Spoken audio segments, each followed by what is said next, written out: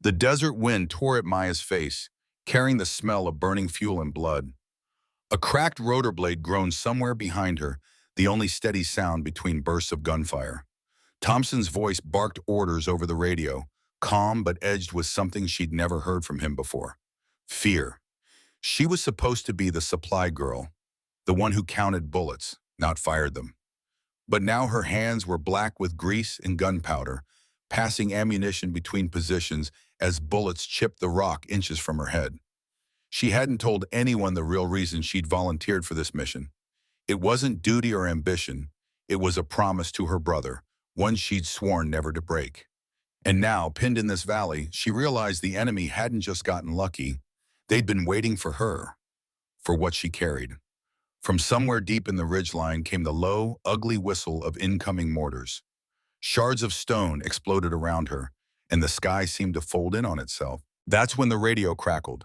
Not with rescue, but a voice she knew, desperate, breaking. "Maya, 8 wounded at Viper. We can't hold." She didn't hesitate. Not anymore. She looked to the crew, bruised and bleeding in the fading light, and felt something shift. Logistics sergeant, civilian at heart, none of that mattered now. She wasn't just getting them out. She was going back for the others.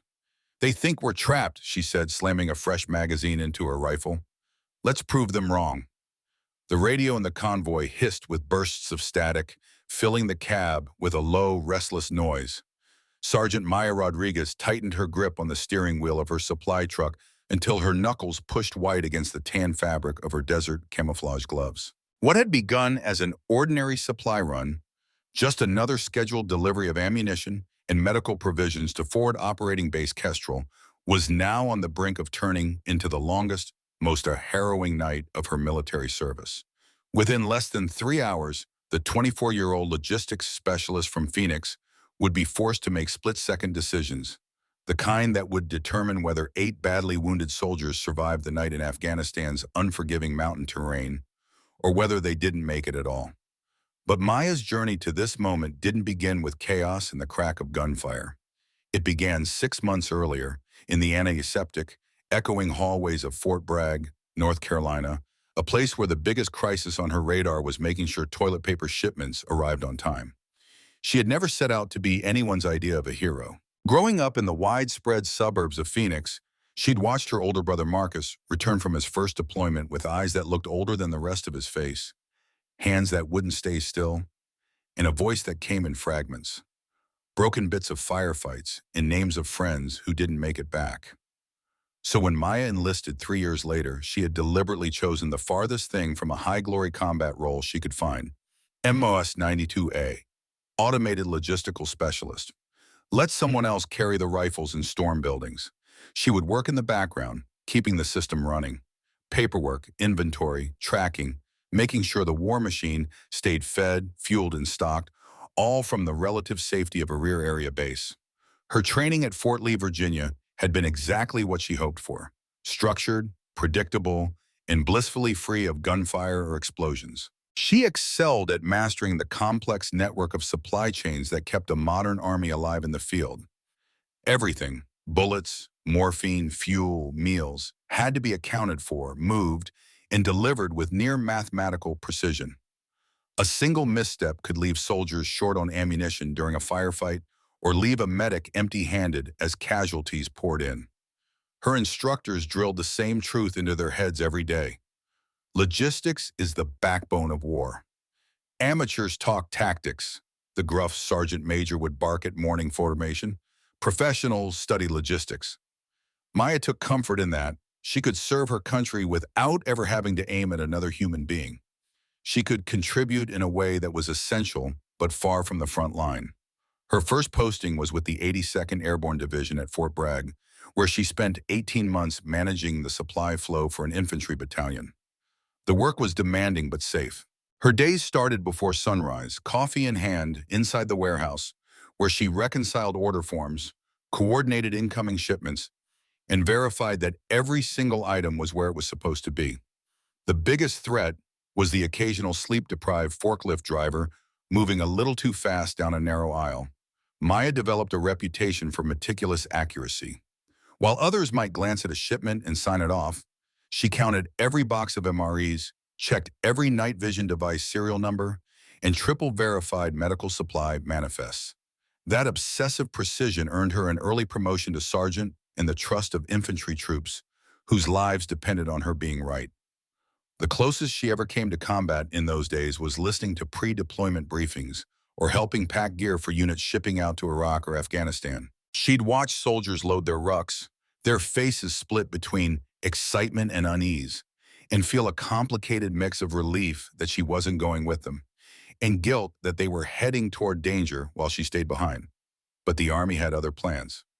One Tuesday morning in March, the orders came, printed on official letterhead, handed to her by a stone-faced clerk who gave no explanation beyond report to brigade headquarters in 2 hours. Maya assumed it was a normal reassignment, maybe a move to another logistics unit, maybe even consideration for a promotion board. Instead, she found herself sitting across from Lieutenant Colonel Patricia Hayes, the brigade's executive officer, who studied Maya's personnel file like a surgeon poring over x-rays. Sergeant Rodriguez, the colonel began, her voice crisp and precise from 2 decades in uniform. You've been selected for deployment to Afghanistan as part of Operation Enduring Freedom. You'll be attached to the 3rd Battalion, 75th Ranger Regiment, providing logistical support for special operations in Kunar Province. The words hit like a sudden drop in an elevator. Rangers, special operations. Her mind immediately filled with images of night raids, helicopter insertions, and close-quarters firefights. The sort of missions that made the evening news for all the wrong reasons. This wasn't the quiet rear area posting she had signed up for. This was the sharp edge. Ma'am, Maya said, forcing her voice to stay steady, I'm not sure I'm the right fit for that assignment. My background is in conventional logistics, not special operations. Colonel Hayes leaned back slightly, a small smile tugging at the corner of her mouth. Do you know why you were chosen? Maya shook her head. In 18 months, you've had 0 discrepancies in your inventory reports. None. Your requisition accuracy rate is 98.7%, the highest in the brigade.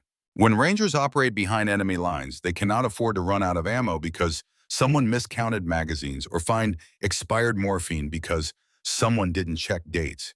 They asked for you specifically, Sergeant. They want the best. A knot of pride formed in Maya's chest, twisted with a thread of fear. The Rangers had asked for her by name. It was the kind of recognition soldiers dreamed about. But it also meant trading the predictable order of warehouse life for the unpredictability of a combat zone.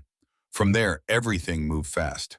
Medical clearances, gear fittings, endless briefings on IED awareness, convoy defense, and Afghan culture.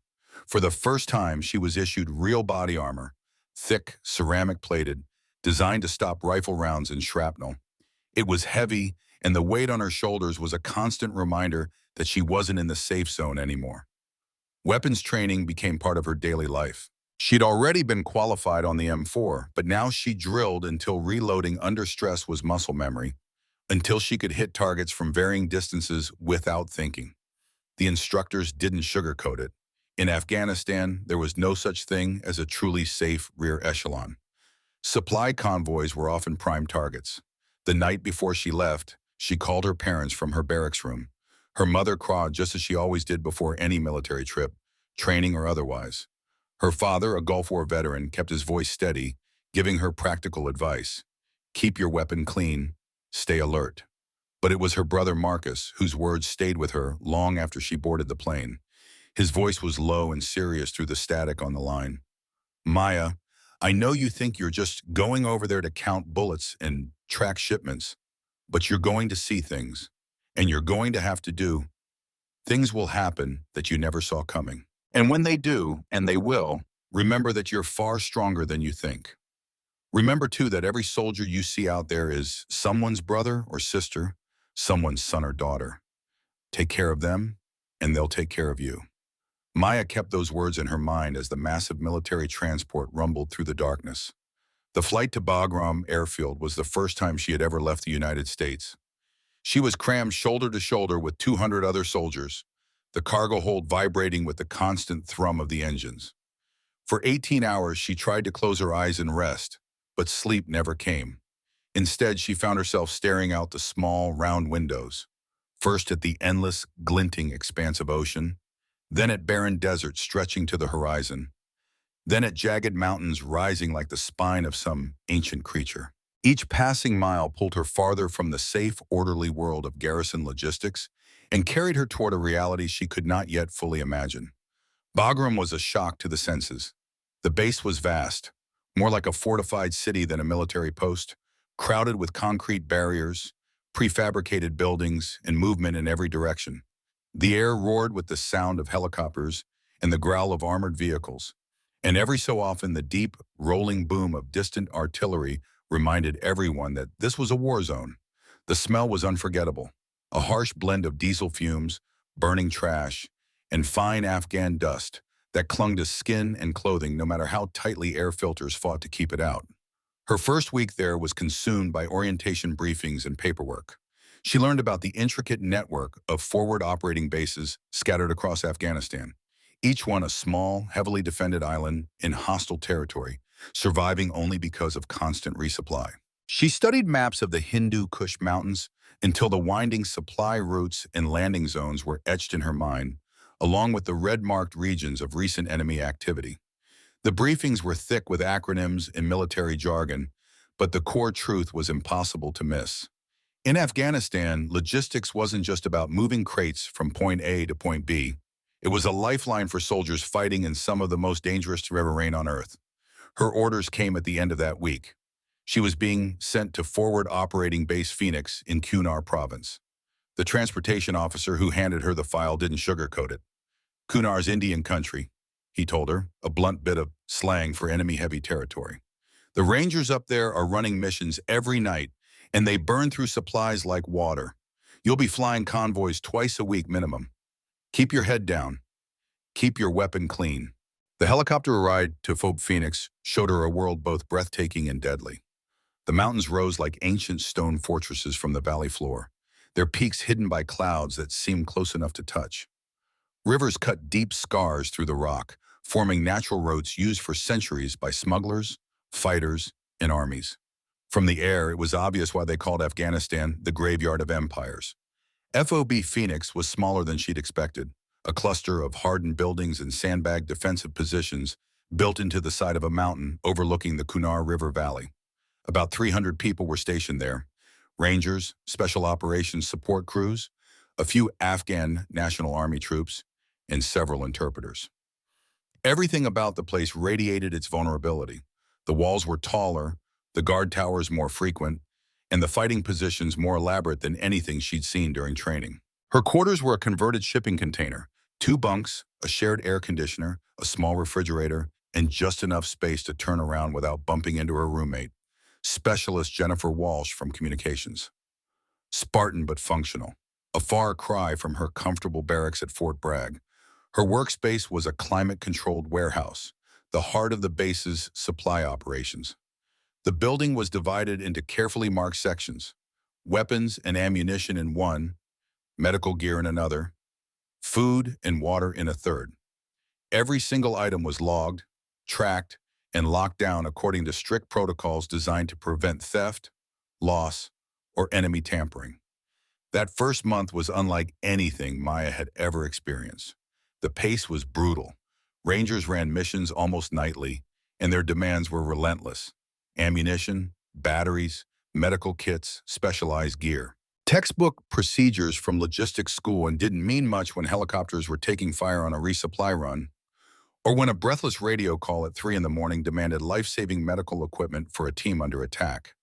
She adapted fast, building quiet relationships with helicopter crews, finding workarounds for red tape, and learning to prioritize based on the fight, not the paperwork. Her eye for detail, once just a point of pride back at Fort Bragg, became a matter of survival here. A single missing case of medical supplies could be the difference between saving a man and watching him bleed out. At first, the Rangers weren't sure what to make of her. Special operations soldiers guarded their gear closely and didn't easily trust anyone who hadn't proved themselves in combat. But Maya's speed, precision, and dedication began to win them over. She often had what they needed ready before they asked: working 18-hour days to ensure nothing critical was ever missing. She never let them down. That trust came with consequences. Before long, they began pulling her into mission planning sessions that far exceeded her official duties. She studied target packets, learned enemy positions, and understood just how dangerous every trip outside the wire truly was. It was during one of those briefings, a sticky September evening, that she first heard the plan that would change everything. The Rangers had identified a high-value target believed to be coordinating attacks across the region. They needed to pre-position supplies at a remote post called Observation Post Viper, 20 miles from Phoenix, perched high on a ridge above key enemy infiltration routes between Pakistan and Afghanistan. Viper wasn't much, just a reinforced bunker manned by a dozen soldiers, but its position made it priceless. The problem was it was far too dangerous for regular ground convoys, and recent intel suggested the enemy had obtained shoulder-fired surface-to-air missiles. The only option was to fly the supplies in. Maya volunteered immediately. This was exactly the kind of challenge she had joined the Army for, a logistical puzzle that demanded precision, creativity, and flawless execution. For 3 days, she worked every angle, calculating cargo weights, coordinating with pilots, drafting backup plans for every possible scenario. By the time she was done, she had accounted for everything. Everything except what would actually happen. At 03:47 on October 15th, the CH-47 Chinook lifted off from Phoenix. Its twin rotors beat the darkness into submission as Maya knelt in the cargo bay, tightening the last of the straps. The helicopter was loaded to the limits of its capacity, 2,400 rounds of 5.56 millimeter ammunition, 48 cases of MREs, surgical kits, radio batteries, night vision gear, and specialized equipment for the coming operations. Maya had inspected each item herself, right down to serial numbers and expiration dates. Maya carried with her the same meticulous precision that had defined her entire military career. Earlier during the pre-mission briefing, Chief Warrant Officer Derek Thompson, the seasoned pilot of their Chinook, had walked her through the flight plan in his steady, no-nonsense tone. They'd be heading northeast from FOB Phoenix, following the winding Kanawha River Valley before veering into the mountains toward Al-Vampire. Intelligence painted a picture of low enemy activity along the road, and the early morning launch was meant to further reduce risk. Insurgent fighters tended to be far more active under the cover of daylight. The whole operation was projected to last around 45 minutes each way, with a quick 20-minute window for unloading at OP Viper. This wasn't new ground for Maya. She'd run this exact supply mission 6 times over the past 2 months.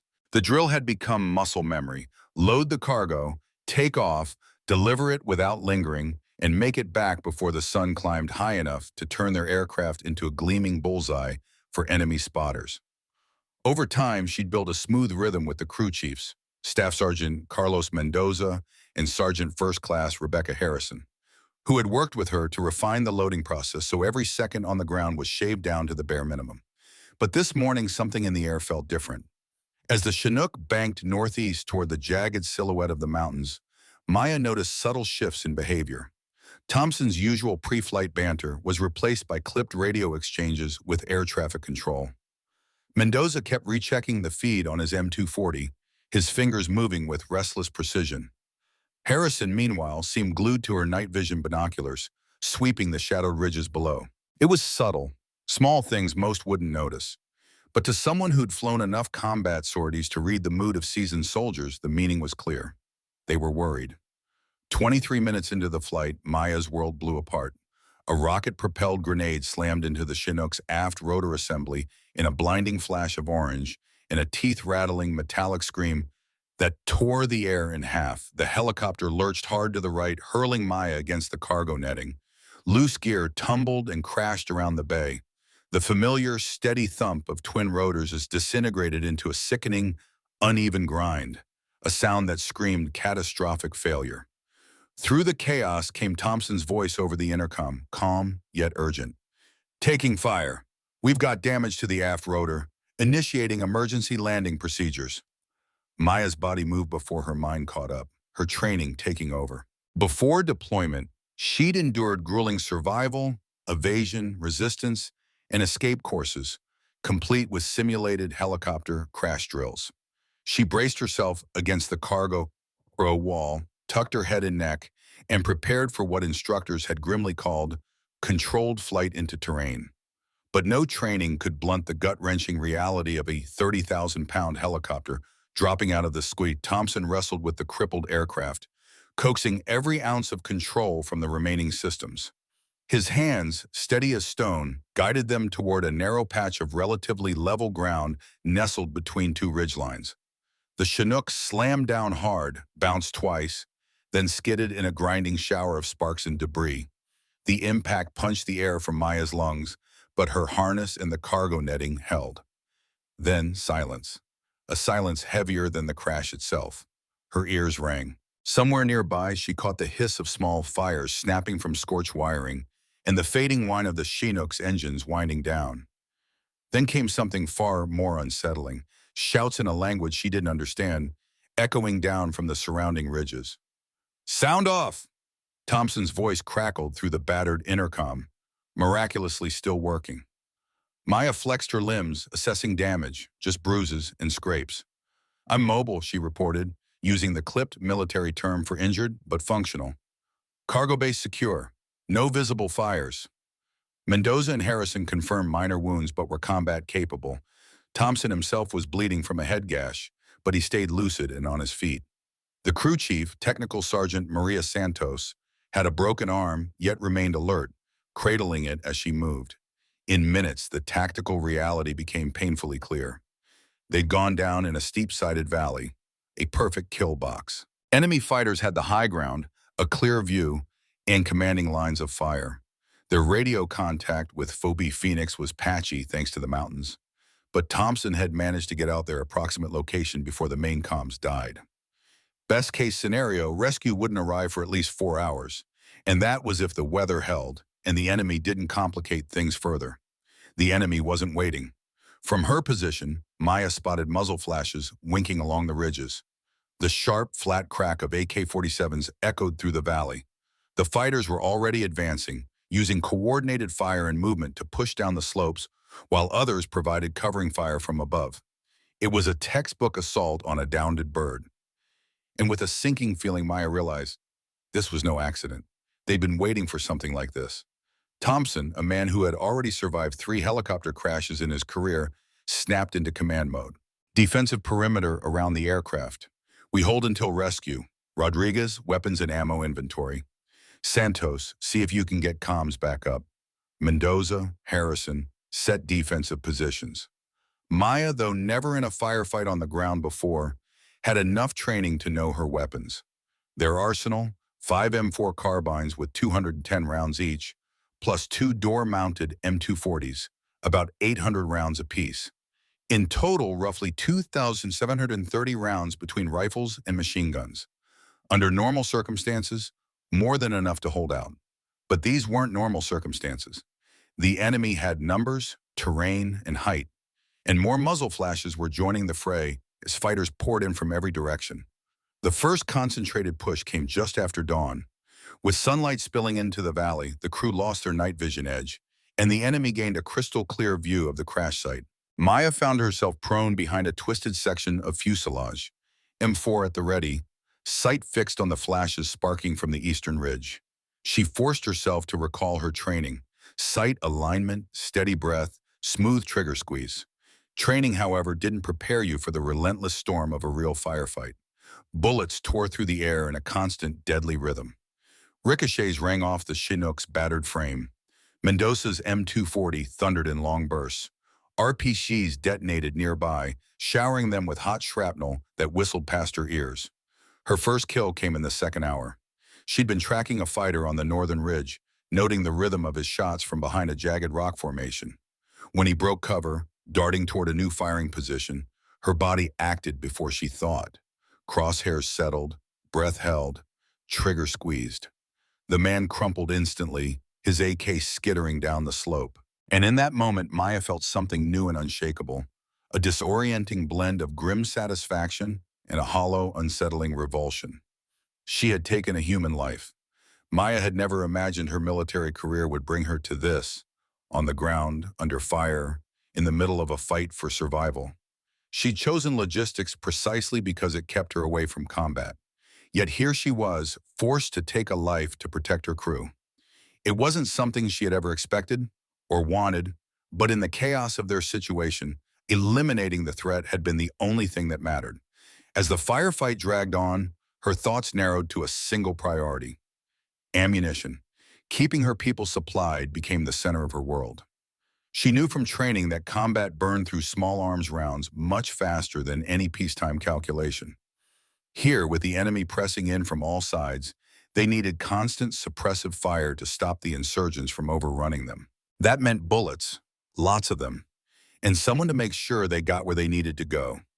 Maya crawled across the dusty, rock-strewn ground from one defensive position to another, hauling boxes of ammunition, shoving magazines into waiting hands, and mentally tracking every crew member's remaining rounds. It was a relentless, exhausting cycle. Move, deliver, count, repeat. By mid-morning, things had taken a turn for the worse. Technical Sergeant Santos had managed to reach the Phoebe Phoenix over the radio, but the messages were chopped up, breaking apart in static and distorted by the mountains around them. Rescue wasn't coming quickly. Weather had grounded some aircraft, and they needed to coordinate with additional air support to knock out enemy air defenses before any extraction could be attempted. Worse still, Maya began to realize they weren't just holding off a small raiding party. The enemy was growing stronger. She counted at least 12 separate firing positions scattered along the ridges, and the steady, accurate bursts of incoming fire told her this was no disorganized mob. They were facing a force much larger, better equipped, and far more disciplined than anyone had expected. The insurgents moved with coordination, covering each other, shifting fire, creeping closer with a kind of patience and precision that was chilling to watch. It was during the third hour of the fight that Thompson made the call that probably saved their lives. Instead of clinging to the crash site in a static defense, he ordered everyone to fall back to higher ground about 200 meters away. It was a gamble. They'd have to cross open ground with bullets snapping past, but the new position offered better fields of fire and solid natural cover. Maya was tasked with carrying the remaining ammunition and medical supplies while laying down covering fire for the others. It was the first time she had ever moved across open terrain under direct fire. The fear was physical, pounding through her chest and tightening her throat. Every instinct screamed at her to drop low, curl up, and stay hidden, but training and the unshakable need to protect her crew drove her forward. She ran, stumbled, fired, and ran again until she reached the rocky outcrop that would become their lifeline. The new position was built around a cluster of massive boulders.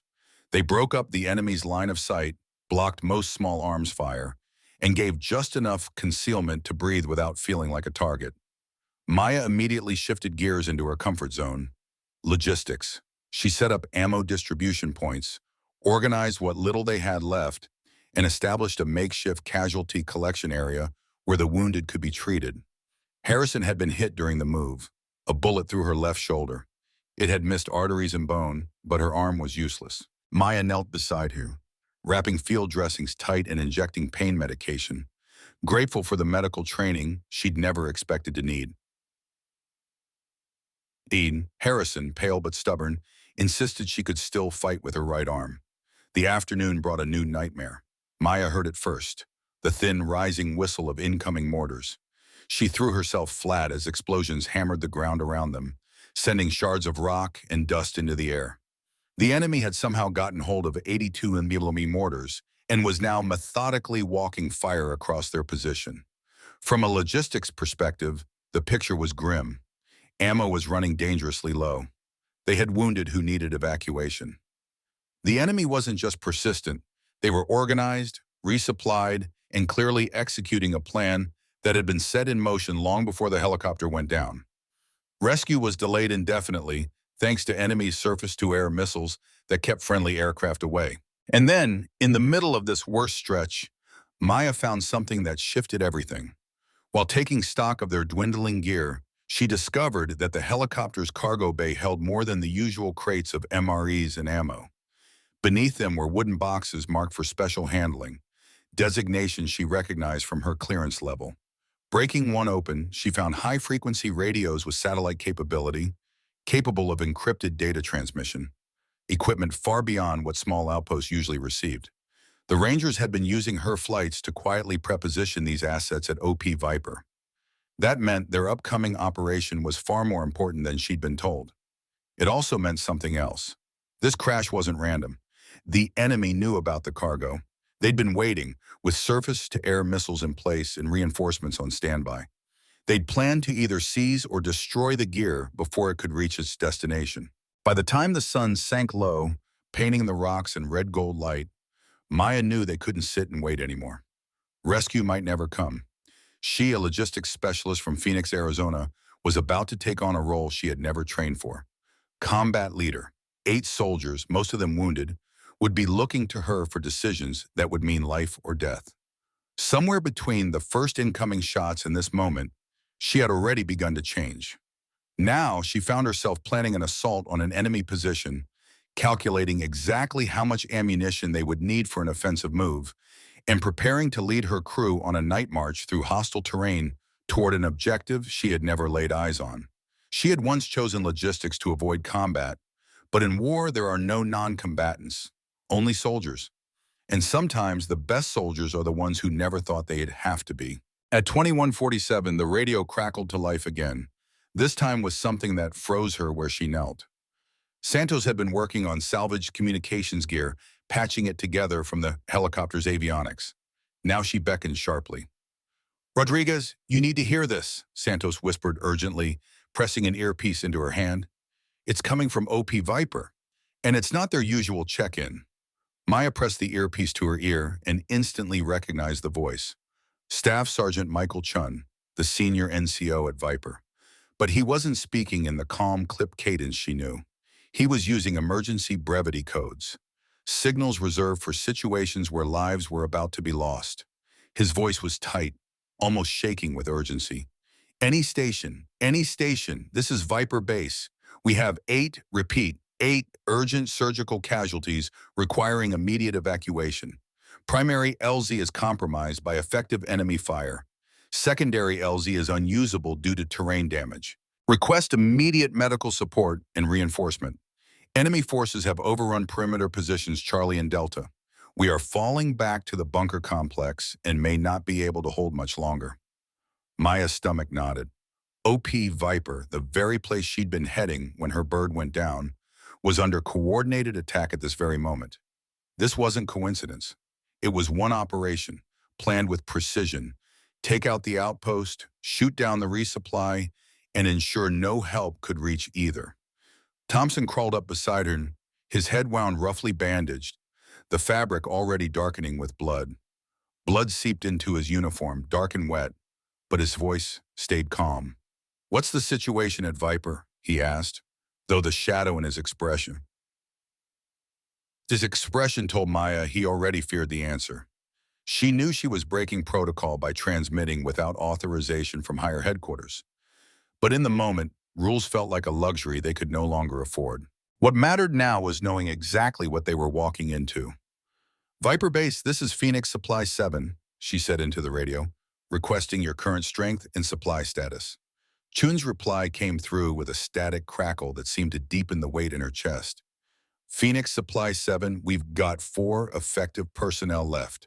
Primary weapon systems are down, ammo shortage, medical supplies exhausted, multiple penetrating trauma cases, all needing surgical intervention in the next few hours, or we're going to lose them." Maya's logistics-trained mind immediately began running the grim calculations. OP Viper lay 8 kilometers to the northeast, across rugged terrain that intelligence had labeled as heavily infiltrated by enemy forces. A once 12-strong garrison was now 4 able-bodied soldiers, with 8 wounded who urgently needed medevac. Her own crew was hardly in better shape, 5 people total, one with a head injury, another with a shoulder wound bad enough to cripple her in a fight. Still, the numbers weren't what troubled Maya most. Chun's claim of an ammunition shortage made her stomach tighten. She'd personally resupplied Viper just 5 days ago, with enough rounds to last 2 weeks of normal operations. If they'd burned through it all in one fight, it meant they had been up against a far larger enemy force than anyone had predicted. The medical situation was even worse. She knew precisely what supplies she'd delivered there in the past.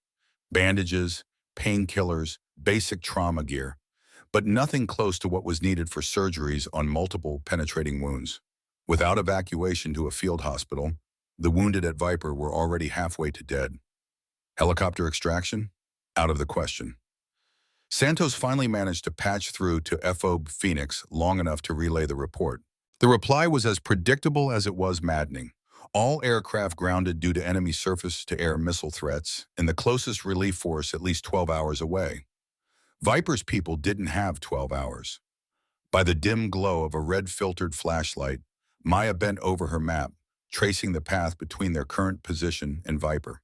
The route cut through a coastal valley, climbed over two ridges, then passed straight through what Intel had called a prime infiltration corridor for enemy fighters moving between Pakistan and Afghanistan. Under normal orders, no one would even consider moving wounded through it. It was too exposed, too risky, too slow. But Maya didn't see the map the way others did. Months of studying supply routes, stash points, and movement patterns, both coalition and insurgent, had given her a mental overlay no chart could show. She'd personally delivered gear to Viper 6 times, walked every meter of its perimeter. She knew its blind spots, its strengths, and its weaknesses. And she remembered the hidden ways in. On past trips, she'd spotted goat trails and dry stream beds to the southwest, routes invisible to aerial recon and ignored by official intel. Too narrow for vehicles, but just right for a small team on foot. They could even reach a secondary bunker entrance without crossing the kill zones that guarded the main approach. She laid it all out to Thompson. He listened like a pilot who knew that sometimes the best calls came from the logistics people who'd been on the ground.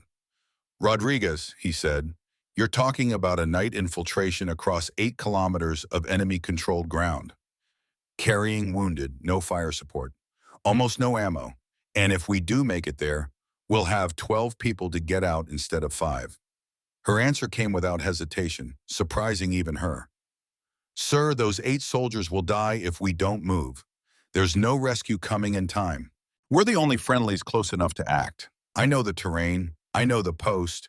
I've got enough medical supplies in our bird to keep trauma casualties alive long enough to evacuate them." But deep down, it wasn't just tactics driving her. She'd spent months at FOB Phoenix getting to know the people at Viper. Chun had helped her streamline supply drops when she was still green in the field. Corporal David Park had proudly shown her pictures of his newborn daughter just 2 weeks ago. These weren't statistics. They were friends, of people she refused to abandon. The decision was unanimous. Thompson's head injury and Harrison's bad shoulder might have dulled their sense of just how impossible this would be. But Mendoza and Santos, Rangers through and through, needed no convincing. For them, leaving comrades behind simply wasn't an option. Maya's plan looked less like a supply run and more like an offensive op. She calculated load weights for carrying the wounded over mountains, estimated how much ammo they'd need to punch through enemy lines, and built contingency plans for every scenario she could imagine. 3 hours of preparation followed, each task executed with the precision of someone who knew there would be no second chance. She redistributed ammunition so everyone carried the maximum they could without losing mobility. Medical supplies were repacked into quick-access kits. Food and water were cut to the bare minimum. They'd either make it fast or not at all. For Maya, the shift was deeper than gear or maps. She'd spent 3 years thinking of herself as support, the one who made missions possible for others. But as she checked her M4 and tightened her body armor, she understood. She wasn't support anymore. She was the mission commander, and 12 lives hung in the balance. At 02:30, they moved out.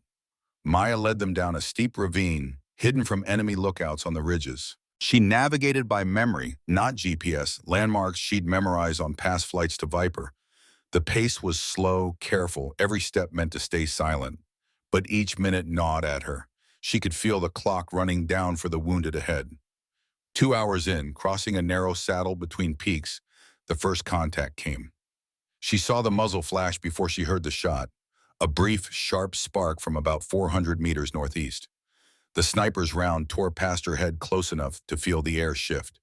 The crack of the bullet tore the air beside her left ear, sharp, high, almost metallic, the unmistakable signature of a supersonic round passing too close.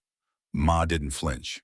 Her response came instantly, instinct overriding any thought of ducking for cover. Instead of crouching behind a rock and trading fire, she swept her hand forward, guiding her crew into a flanking maneuver that would take them across uneven terrain toward the sniper's nest from an angle no one would expect. Her mind worked like a map, overlapping the likely line of sight of the shooter with the folds of the land she knew better than most. Every ridge, every hollow she had memorized from countless supply runs became part of the route. She led them along a concealed path, hidden from enemy eyes until they were close enough to end the threat with grenades. The fight, when it came, was short but vicious. Maya dropped her second enemy that day with a tight, deliberate burst from her M4 carbine. A few meters away, Mendoza brought down another insurgent, one who had been covering the sniper's flank from a hidden perch. The skirmish confirmed two things. First, enemy forces had entrenched themselves along the main routes to OP Viper. Second, and more important, it validated Ma's suspicion. The insurgents weren't just harassing coalition positions with random attacks. This was coordinated, deliberate. They were moving to cut off OP Viper entirely, choking off any chance of reinforcement or resupply. Maya's small team wasn't skirting the edges of a battle. They were moving through the heart of one far larger than anyone back at Phobe Phoenix had imagined. The last stretch toward OP Viper demanded more than just navigation. It required memory and intuition. From a distance, the outpost defenses were meant to be invisible. No guiding lights, no obvious trenches or barriers. Maya had to find the secondary entrance using faint, half-buried terrain features she'd once noticed on earlier missions. The chosen route wound them through shallow caves and jagged rock outcroppings. These gave them perfect cover from enemy observation, but turned movement into a slow crawl through darkness. She kept her pace steady, feeling the ground more than seeing it. At 6:27 hours, as the eastern horizon began to pale, Maya finally saw OP Viper. The sight made her stomach knot. The place was almost unrecognizable. RPG and mortar strikes had torn apart the primary defensive lines. Several above-ground structures were still smoldering, flames licking at collapsed walls. Worst of all, enemy fighters were moving freely across the outer perimeter, proof that Viper's outer defenses had already fallen. Chun's voice broke over the radio, tight and raw with urgency. Any friendly forces in the area, this is Viper Base. We are down to our last magazine of ammunition and cannot hold the bunker entrance much longer. If anyone can hear this transmission, we have 8 soldiers who will die without immediate medical evacuation. Maya keyed her mic, speaking the words that would define the rest of her military life. Viper Base, this is Phoenix Supply 7. We're approximately 200 meters southwest of your position and preparing to assault through the enemy perimeter. Hold your positions and be ready to receive medical support. Silence. Then Chun's voice came back, disbelieving. Phoenix Supply 7, say again your last transmission. Did you just say you're preparing to assault our position? Her reply was firm, unshaken. Affirmative, Viper Base. Phoenix Supply 7 is a 5-person rescue element with medical supplies and ammunition. We're beginning our assault in 10 minutes. Be ready to guide us to the wounded when we arrive. Maya Rodriguez, logistics specialist from Phoenix, Arizona, was about to lead her first infantry assault against a dug-in enemy. 8 wounded lives now balanced on the success of her plan. She crouched behind a boulder 200 meters from OP Viper's battered perimeter, lifting salvaged night vision binoculars from their helicopter's emergency kit.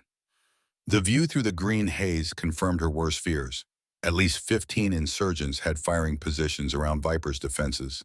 More were moving in and out of the bunkers they'd captured in the first wave. This was no chaotic ambush. Their positions were chosen with precision, interlocking fields of fire covering every obvious approach, with reinforcement routes open from the ridgelines. The most dangerous of them all sat in the wreck of Viper's comms bunker, a heavy machine gun team with a clear shot at the main underground entrance, where Chun and his surviving men were holding out. Maya's options were brutally limited. 5 people, outnumbered at least 3 to 1. The enemy had the high ground, better cover, and intimate knowledge of the outpost layout. Her team had no artillery, no air support, and only Mendoza's M240 for heavy fire. A straight fight would be suicide. But Maya's strength wasn't in brute force. It was in knowing every inch of this place. As a logistician, she knew the supply routes, the choke points, and the tunnels the enemy had never seen from the outside. She also understood the comm systems and emergency protocols well enough to turn Chun's surviving defenders into a force multiplier. When she spoke to her crew, her voice was calm, the same steady tone she once used to brief people on inventory runs. Only now the stakes were life and death. The enemy's got numbers and better positions, she began, but they're expecting a conventional push from the main approaches. We're coming from where they can't see, and we'll make their positions work against them. Her plan was a two-pronged strike. Thompson and Santos would climb the eastern ridge and take out the heavy machine gun team with precision fire, drawing enemy eyes and guns away from the main fight. At the same time, Maya would take Mendoza and Harrison through a narrow secondary tunnel she'd found months ago. They'd emerge inside the perimeter and hit the enemy from behind. Timing would be everything. Her team needed 20 minutes to get through the tunnels. Thompson's element would start their attack exactly 21 minutes after Maya's team entered, giving her 60 seconds to be in place before the diversion began. The tunnels were unlike anything Maya had faced in combat. Carved straight into rock when Viper was built, they linked defensive positions but weren't designed for movement under fire. Narrow, musty, and cluttered with supplies stored against bombardment, they forced the three of them to move in single file. No maps, no markers, just her memory of previous trips and the gut-deep sense of distance and direction. Every fork required a pause and a choice. Pick wrong and they could hit a dead end, or worse, pop up right in front of the enemy.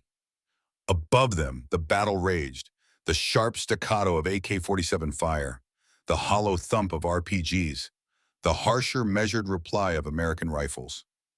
Voices in Pashto and Arabic drifted down through cracks in the rock, enemy fighters coordinating their next push against the bunker entrance. Maya kept moving. The clock was running. Emerging from the tunnel system, Maya's assault team surfaced exactly where she had planned. Inside OP Viper's defensive perimeter, about 50 meters behind the enemy's forward line. The advantage was immediate and undeniable. Every insurgent fighter's attention was locked on the main bunker entrance and the supporting positions that Thompson's unit was preparing to hit. None of them expected an attack from behind. Their formation left them wide open to the very strike Maya had envisioned. But reality proved far more complicated than the clean lines of her plan. The enemy presence was larger than her initial estimate. Hidden fighters occupied positions she couldn't have spotted from her external recon. More concerning still, several insurgent nests were built directly into OP Viper's own defensive structures, making it impossible to take them out without risking destruction of the very facilities that sheltered the wounded soldiers she was here to save. The assault began with a single, perfectly measured rifle crack, Harrison's sniper shot. His round dropped the fighter manning the heavy machine gun in the communications bunker. The timing was flawless, coming the exact second Thompson's diversionary attack erupted from the eastern ridge. Confusion bloomed among the insurgents, just as Maya needed. As they whipped around toward Thompson's position, Maya surged forward with Mendoza and Harrison, racing across 50 meters of open ground toward their primary target. What followed was the most ferocious firefight of her military life. The enemy, caught in total shock, scrambled to swing their weapons around, to rally some kind of defense. But Maya's team pressed hard, driving the fight with aggressive movement and deadly precision. Mendoza's M240 tore through the chaos, its close-range fire hammering enemy positions and smothering any chance of an organized counterstrike. Maya found herself performing at a level that startled even her. Her knowledge of weapon handling, maneuver tactics, and small unit coordination, once only classroom theory from her logistics training, flowed naturally under fire. And because she knew every inch of OP Viper's layout, she could anticipate enemy reactions and place her team where they would hit hardest. The turning point came when she spotted the insurgent commander in the shattered remains of OP Viper's primary observation bunker. He was on his feet, signaling frantically, trying to orchestrate a coordinated response to the two-pronged attack. Maya raised her M4 carbine and, with a controlled burst, cut him down. His death severed the enemy's command link, and the opening she had been waiting for appeared. From the main bunker, Chen and his 3 surviving combat-effective soldiers burst into the fight. In an instant, the desperate assault became a full-on counterattack. Chen's team knew every hidden fighting position, every blind spot, and directed Maya's element toward enemy strong points invisible from outside. Their presence carried another effect Maya hadn't counted on. It showed the insurgents that OP Viper was far from overrun, and that resistance was still strong. That knowledge seemed to shift the tide in their minds. When the withdrawal came, it was as disciplined as their initial strike. They didn't fight to the last man. They didn't cling to hopeless positions. Instead, they pulled back in a controlled retreat, denying Maya the opportunity to chase them and preserving their remaining fighters. Within 30 minutes of the first shot, the last flicker of enemy muzzle fire faded into the pre-dawn dark. OP Viper was theirs again. But what remained was grim, 8 soldiers critically wounded. And in that moment, Maya's role shifted again, from assault leader to senior medical officer.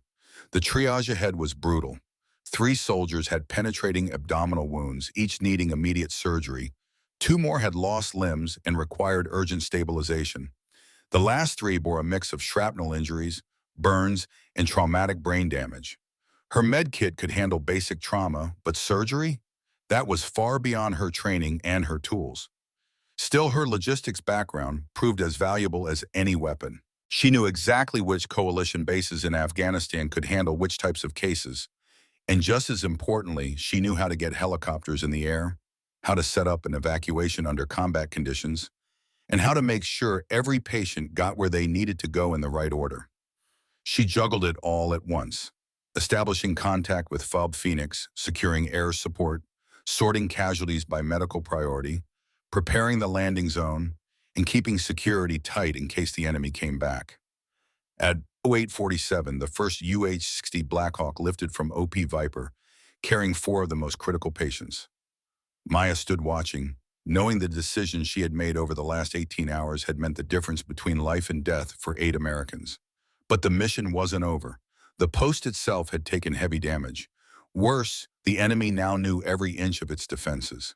Maya stayed on, helping plan OP Viper's evacuation and the creation of new positions to keep watch over the vital terrain. Intel gathered from the fight confirmed her fears. This was no random raid. The insurgents had been well-trained, well-equipped, and frighteningly well-informed. Their detailed knowledge of OP Viper's defenses, supply runs, and troop strength pointed to high-level intelligence gathering. Her debrief at FOB Phoenix revealed the full scope. Both the helicopter ambush and the assault on OP Viper had been pieces of a broader offensive to cripple coalition operations across Kunar province. Her success here had denied the enemy one of their key objectives. But the intel warned, more attacks were coming. 3 weeks later, she stood at FOB Phoenix again, this time in dress uniform. A silver star was placed in her hands for gallantry in action. It was a high honor, but the award that touched her most didn't come with a formation or salutes. It was a letter from Corporal David Park, one of the men she'd pulled out of OP Viper. Writing from his hospital bed in Germany, he thanked her for saving his life, for making sure he had returned home to meet his newborn daughter. Maya Rodriguez had arrived in Afghanistan as a logistics specialist, proud to keep the books balanced and the supply chain running. She would leave as something far more, a combat leader who had proven that the most critical skill in the military isn't listed under job descriptions. It's the willingness to do whatever the mission demands. The supply run that turned into a combat rescue hadn't just saved 8 soldiers. It had changed Maya forever. 3 months after the desperate rescue at OP Viper, Maya Rodriguez sat alone in a cold, sterile conference room at the Pentagon. The air smelled faintly of floor polish, and the fluorescent lights hummed overhead. Across from her, a long table was lined with senior military officers, colonels and generals whose uniforms were heavy with rows of ribbons that spoke of decades spent in far-flung combat zones. They weren't here to lecture her. They were here to understand her, specifically to figure out how a logistics specialist had pulled off something an entire infantry company might have failed to do. For 6 hours, they had been pressing her with detailed questions about every moment of the operation. The crash of the helicopter, the chaos that followed, the split-second decisions that led to the extraction of 8 soldiers, and the safeguarding of intelligence so sensitive it could have altered the course of operations across Afghanistan. Maya answered each question with the same steady precision she once used when managing supply inventories. Her voice even, Her recollection exact, but she could see it in their eyes. Puzzlement. Some leaned forward, brows furrowed, trying to reconcile the picture she painted. A logistics NCO using supply chain principles to organize infantry assaults, coordinate medical evacuations, and hold the line under enemy fire. Finally, General Patricia Morrison, a three-star who oversaw Army personnel development, cut to the heart of what everyone had been wondering. She leaned forward, resting her hands on the polished table. Sergeant Rodriguez, she said, in your opinion, what allowed you to succeed in a mission that would have tested the limits of experienced infantry leaders with far more training and resources? Maya's answer came not from theory, but from the deep shift that had taken root in her during those 18 relentless hours of combat, a crucible that had compressed years of military growth into one life-altering event. Ma'am, she said, I believe my logistics background gave me advantages that standard infantry training doesn't always offer. Logistics is about seeing the whole system, anticipating needs before they arise, and finding solutions with limited resources. Those skills turned out to be just as critical in combat as they are in supply operations. But her success had been about more than just applying technical knowledge under pressure. It was also about relationships, the quiet trust built over months of routine supply runs to remote, lonely outposts. The soldiers at OP Viper had trusted her enough to give her an unvarnished picture of their tactical reality. Her crew had trusted her enough to follow her straight into what, from the outside, looked like a suicide mission. Those bonds weren't forged during grand battles. They were born in small, unremarkable moments during dusty, monotonous resupply drops. The Pentagon debrief wasn't just an investigation into a single mission. It was part of a broader reevaluation of military training itself. For decades, doctrine had drawn a clear line between combat arms and support roles, assigning each their own training standards and performance expectations. Maya's actions had cracked that assumption wide open. Colonel James Fletcher, the infantry officer tasked with leading the OP Viper review, delivered his findings with the deliberate, methodical tone of a man who had spent months untangling decisions that, at first glance, seemed almost impossible. The enemy's attack on OP Viper and the resupply helicopter was part of a coordinated effort to test our ability to sustain remote outposts, Fletcher explained. Sergeant Rodriguez's actions didn't just save 8 lives. They prevented the enemy from proving that our forward positions could be cut off and wiped out. Intelligence analysts had since uncovered the scale of what she'd stopped. The forces that hit OP Viper and her helicopter were part of a network planning similar strikes across eastern Afghanistan. A single victory for them at Viper could have become the blueprint for driving coalition troops from the observation post that served as the eyes and ears along the Pakistan border. And there was more. Cargo hidden within her helicopter held specialized communications gear, encrypted with data on ongoing special operations. If it had been captured, dozens of missions could have been compromised. The cost in lives could have been staggering. Yet as remarkable as the tactical and intelligence implications were, the panel seemed most struck by something else. Her success was born from a blend of technical skill, situational awareness, and moral courage that didn't belong to any one military specialty. It was a reminder that heroism often came from the least expected corners, and that the capabilities most critical in war weren't always the ones spotlighted in peacetime training manuals. Recognition for her actions went far beyond the Silver Star ceremony at FOB Phoenix. Maya was promoted ahead of schedule to staff sergeant, assigned to the Army's elite 75th Ranger Regiment, and admitted into advanced military education programs normally reserved for officers. But for her, the deepest honor came in the form of handwritten letters and emails from the men she'd pulled out of Viper and from their families, thanking her for bringing fathers, husbands, and sons home alive. Her posting to the Rangers marked a sharp turn in her career path. Gone were the days of counting bolts in a warehouse. She was now planning logistics for some of the Army's most sensitive special operations, missions where a single oversight could unravel months of preparation. The Rangers, initially skeptical about a logistics specialist in their ranks, didn't stay that way for long. Combat has a way of cutting through prejudice. Her record spoke for itself. More than that, her presence challenged old assumptions. Rangers began asking her about logistics principles, how to structure supply chains in hostile terrain, how to keep gear moving when routes collapsed. And Maya, in turn, absorbed infantry tactics that sharpened her already keen adaptability. 8 months after OP Viper, her first Ranger mission tested both sides of her skill set. A reconnaissance team had been operating deep behind enemy lines for 3 weeks and was running critically low on supplies. The resupply plan required flawless helicopter timing, precise drop placement, and careful extraction protocols. Maya's dual background, hard-nosed logistics and battle-tested leadership, made it work. The mission's success left no doubt. She had crossed the line from support specialist to combat leader for good. But perhaps her greatest contribution to the Army came not from the field, but from the training grounds. Drawing on her experiences, Maya helped design new programs that merged logistics and tactical skills for soldiers across all roles. Infantry troops learned the basics of supply chain management. Logistics, soldiers were trained in small unit combat tactics. The programs acknowledged what her career had already proven, that modern warfare demands soldiers who can wear more than one hat and switch roles when the battlefield demands it.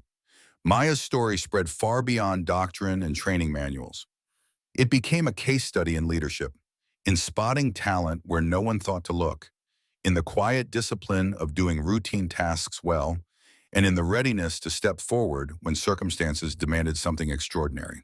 She hadn't been shaped by elite combat schools or years in special forces. Her edge came from dedication, adaptability, and the trust she built along the way. And those, as her life now proved, were qualities that could change the course of a war.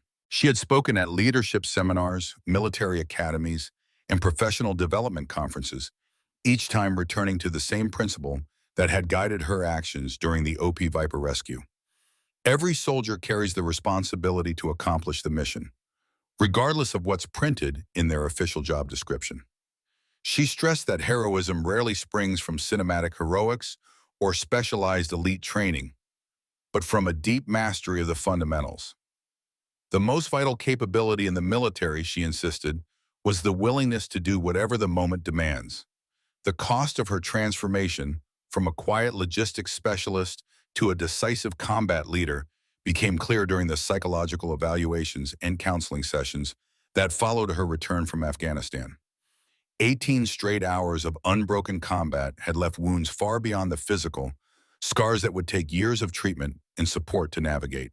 Maya wrestled with survivor's guilt, the constant tension of hypervigilance, and nightmares that replayed the most brutal moments of the fight.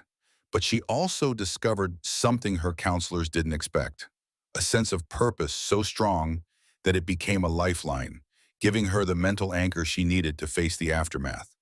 Her relationship with her family changed in ways no one could have anticipated. Her parents struggled to reconcile the daughter who had quietly handled supply manifests with the decorated combat veteran who had returned home carrying a silver star and national recognition. Her older brother Marcus, once the protective sibling wary of her military ambitions, now found himself seeking her advice on leadership challenges he faced in his own service. The media attention was both a blessing and a burden.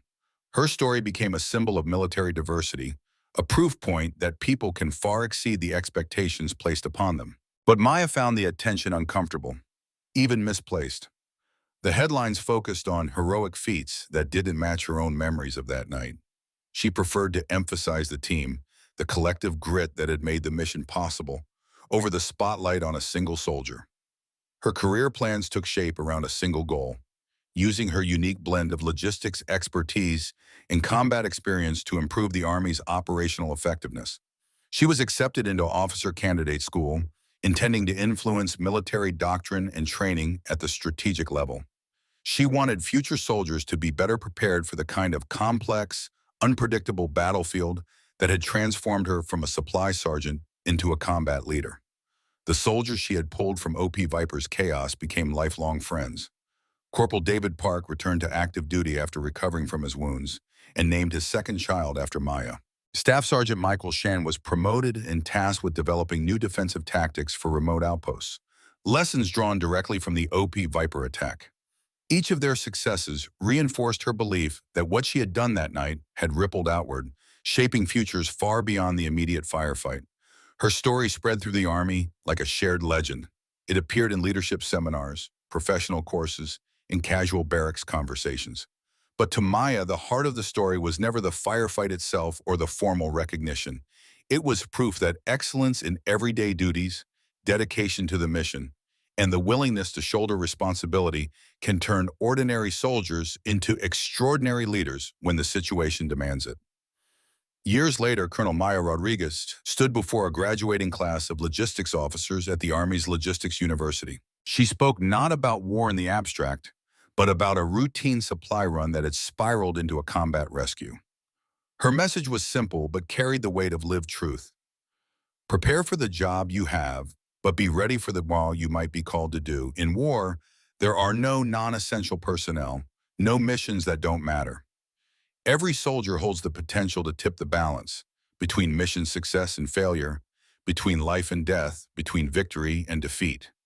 Maya had proven that heroism knows no job title, that leadership can appear in the most unexpected corners, and that the greatest military preparation is the cultivation of character and competence, the kind that allows a soldier to meet any challenge head-on.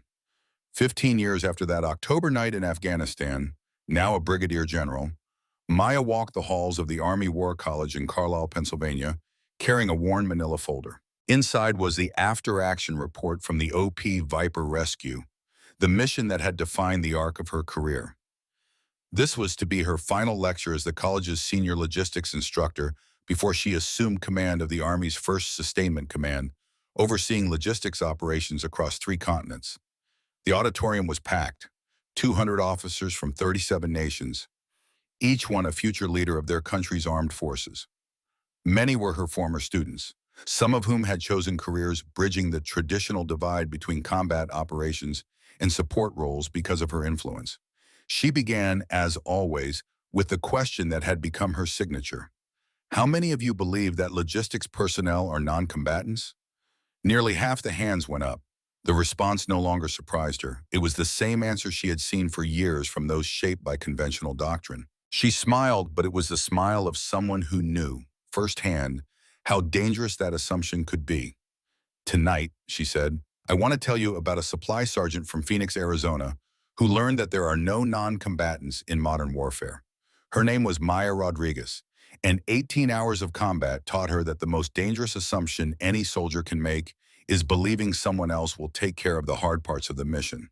Her retelling had evolved into a masterclass in adaptive leadership under extreme conditions. The details of the helicopter crash and the firefight were now secondary. What mattered was the decision-making process that allowed a logistics soldier to step into the role of combat leader, and the guiding principles that made success possible when failure seemed inevitable. The lesson, she told them, is not that logistics soldiers should be trained as infantry. The lesson is that every soldier must be ready to step beyond their defined role when the mission demands it. Excellence in your specialty is the foundation, but adaptability is the bridge that will carry you across when the mission changes. Questions came from across the room, reflecting the universal relevance of what she had lived.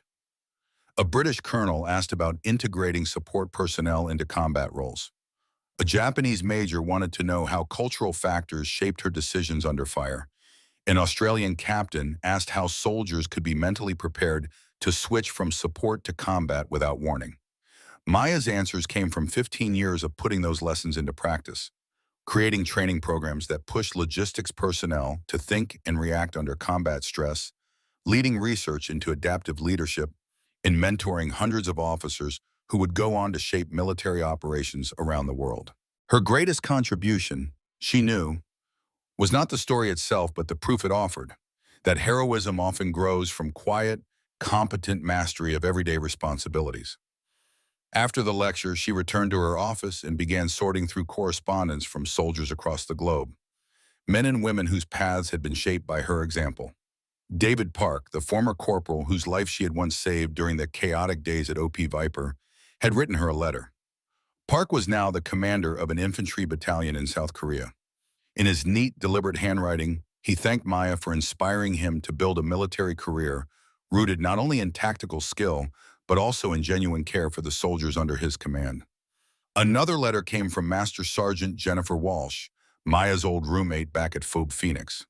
Walsh had made her own leap of transformation, going from a communications specialist to serving in special operations support. She credited Maya's example for giving her the courage to volunteer for assignments that once seemed far beyond her reach. That decision had propelled her into a distinguished career spanning 3 continents, each tour pushing her limits and proving her capabilities. But the letter that touched Maya's heart the deepest came from Major General Patricia Chun, her own successor as the senior logistics instructor at the War College. Chun was the daughter of Staff Sergeant Michael Chun, the man Maya had pulled from the jaws of death during the OP Viper mission. In her letter, Patricia expressed a gratitude that seemed to reach beyond professional courtesy. It was personal. She explained how her father's stories about that night, when a supply sergeant risked everything to save him, had shaped her understanding of leadership. Those lessons became the bedrock of her own military career. Before leaving the War College, College, Maya had one final administrative duty, updating the official record of the OP Viper rescue. Recently declassified documents revealed, for the first time, the full scale of the enemy operation her actions had disrupted. The intelligence analysis was stark. Her successful rescue mission had not only saved 8 lives that night, but had stopped a coordinated assault on observation posts across eastern Afghanistan. Hundreds of coalition troops, along with critical intelligence capabilities, had been spared because of that one mission. The documents also revealed something else. Her operation had left a mark far beyond the U.S. Army. NATO allies had studied the rescue in detail, weaving its lessons into their own training programs. Military academies across the world had turned the OP Viper mission into a case study, using it to teach future officers about adaptability, resourcefulness, and the power of logistics in combat. Maya's proof that logistics expertise could sharpen combat effectiveness had reshaped force structures, influenced doctrine, and rewritten training curricula across multiple armies. Now she was stepping into her next chapter, commander of the 1st Sustainment Command. It was the pinnacle of a career that had begun with counting boxes and verifying supply inventories, and had grown into overseeing logistics operations for 100,000 soldiers across multiple theaters of war. The role demanded the same skills that had defined her that night in Afghanistan: seeing the whole system, anticipating needs before they became crises, and crafting solutions with limited resources. The change of command ceremony took place on a crisp autumn morning at Fort Bragg, the very same base where Maya had received her first deployment orders 20 years earlier.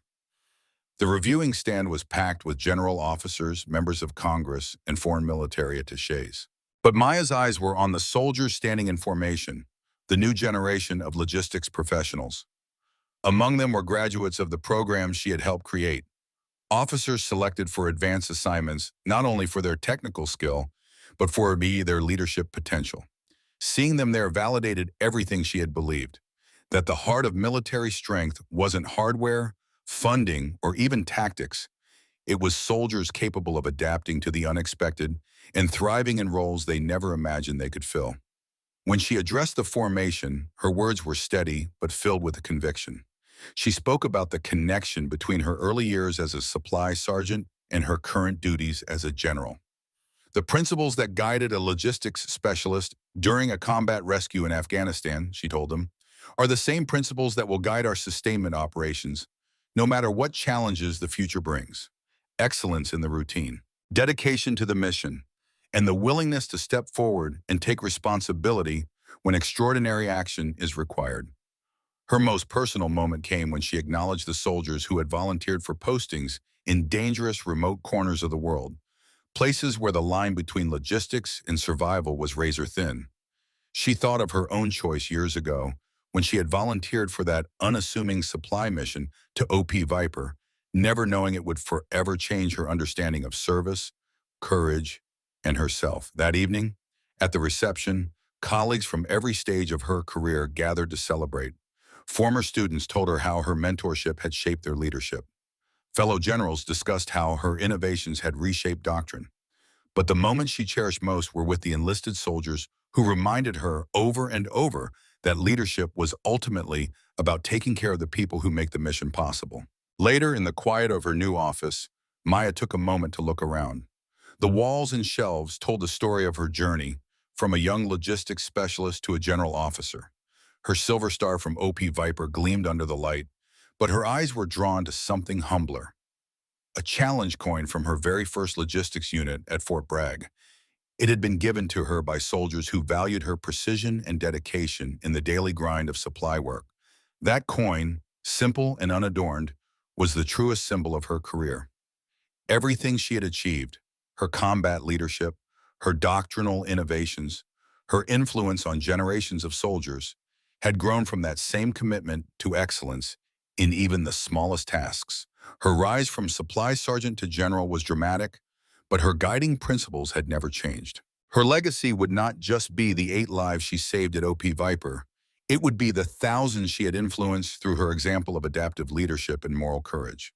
Her story proved that heroism can emerge from any specialty, that leadership can be born in unexpected moments, and that the most powerful form of training is the shaping of character and competence, qualities that allow soldiers to rise to whatever challenge the future brings. As Maya stepped fully into her new command, she carried the same sense of purpose she had on that October night in Afghanistan. She was still at her core a logistics specialist, focused on making sure soldiers had what they needed to succeed, but she now understood something even deeper.